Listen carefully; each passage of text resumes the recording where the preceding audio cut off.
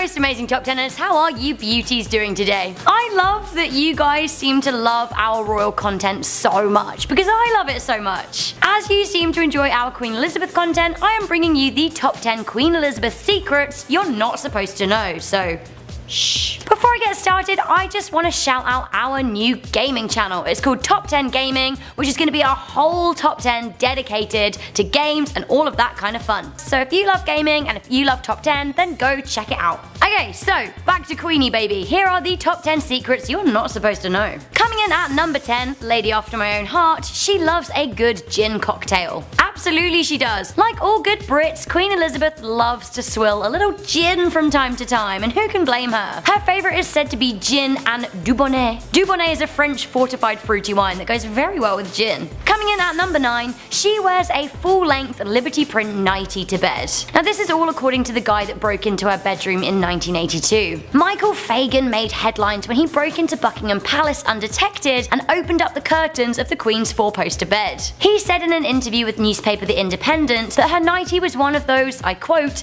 Liberty prints, and it was down to her knees. Very conservative of her. I hope she had a matching cap, like Wee Willie Winky. Coming in at number 8, she is hilarious. A well-kept secret is that the Queen of England is full of all kinds of lols. According to her inner circle, she is a dab hand at impersonations, and her American accent is uproarious. Her friends also say that she makes an excellent Concorde impression, mimicking the sound of the now defunct plane as they flew over Buckingham Palace. I for one really actually want to hear that. The Queen also had the humour to drive around Saudi Arabian royalty on her estate. Saudi Arabia is of course a country where women aren't allowed to drive. I love a boss queen. Coming in at number 7, her dogs have chefs. That's right, chefs. So we all know that the Queen loves her corgis, but it seems she loves them so much that store-purchased pet food is not deemed fit enough for a royal pooch. This comes to her former chef, Owen Hodgson, gave his recipe for the dog's dinner. He said, I simmered rabbit, cooked down some chicken, then finally chopped the meat, sieved the stock, and returned the meat. There's some fancy dogs, I mean. Coming in at number 6, 1992 was her worst year. The Queen publicly refers to 1992 as Annus Horribilis. That basically means horrible year in Latin. She said, 1992 is not a year on which I shall look back with undiluted pleasure. In the words of one of my more sympathetic correspondents, it has turned out to be an Annus Horribilis. In 1992 there was a fire at her favourite home Windsor Castle which destroyed a large part of the building. On top of that, her younger children Princess Anne and Prince Andrew saw their marriages fail, and, most stressfully, so did the marriage of her eldest son,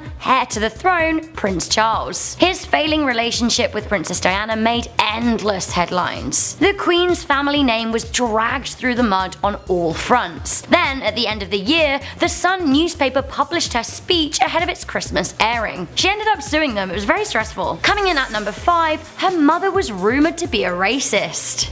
Uh-oh. I know it was a different era, but that really is no excuse. The Queen Mum, also called Elizabeth, was 101 years old when she passed away in 2002. Her royal diarist, Sir Roy Strong, has recently claimed that he left out the Queen Mother's racism because it was, and I quote, too awful. It is rumoured that she was colour prejudiced. Moving on to number 4, the Queen is exempt from all freedom of information requests. Like most countries, the UK has a freedom of information system that basically allows the press and the public to reasonably ask questions. Many say that this is absolutely vital in a democratic society like the UK, but the royal family have used their powers to block the Freedom of Information Act from applying to them. To put it simply, the Queen's private affairs can stay very private. Coming in at number 3, she halted her sister's marriage. For those of you who watch the Netflix show The Crown, you probably won't be surprised by this. It's true that The Crown is inspired by truth, not 100% created from it, but the part about her sister Margaret's affair with Peter Townsend was true. The Queen's younger sister, Princess Margaret, fell in love with a divorcee 16 years her senior. The Queen then asked for her sister to wait a year before marriage as she thought it would diffuse the chaos. In the end, Margaret had to choose between her love of Group Captain Townsend and her title as princess. Had she not had to choose, it is almost certain that they would have wed.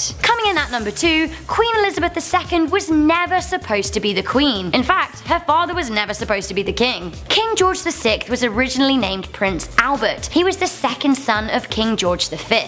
King George V's eldest son Edward originally became the king following his death, but he abdicated when he fell in love and proposed to an American divorcee, Wallis Simpson. His reluctant brother Albert took the throne as King George VI, and as he had 2 daughters and no sons, his eldest daughter Elizabeth became the queen. So here we have our final Queen Elizabeth II secret that you're not supposed to know, and that is, she's related to her husband. Of course, those with a family tree know that this isn't so much a secret, more an often disregarded and unacknowledged fact that they just sweep way under the carpet. Back in those days, marrying a family member wasn't so frowned upon as it is today. In fact, her great-great-grandmother Queen Victoria married her first cousin Albert. Philip is actually only the Queen's 3rd cousin. His great-great-grandmother is Queen Victoria too. They also share a great-great-grandfather on the other side, Christian IX of Denmark. So, double related.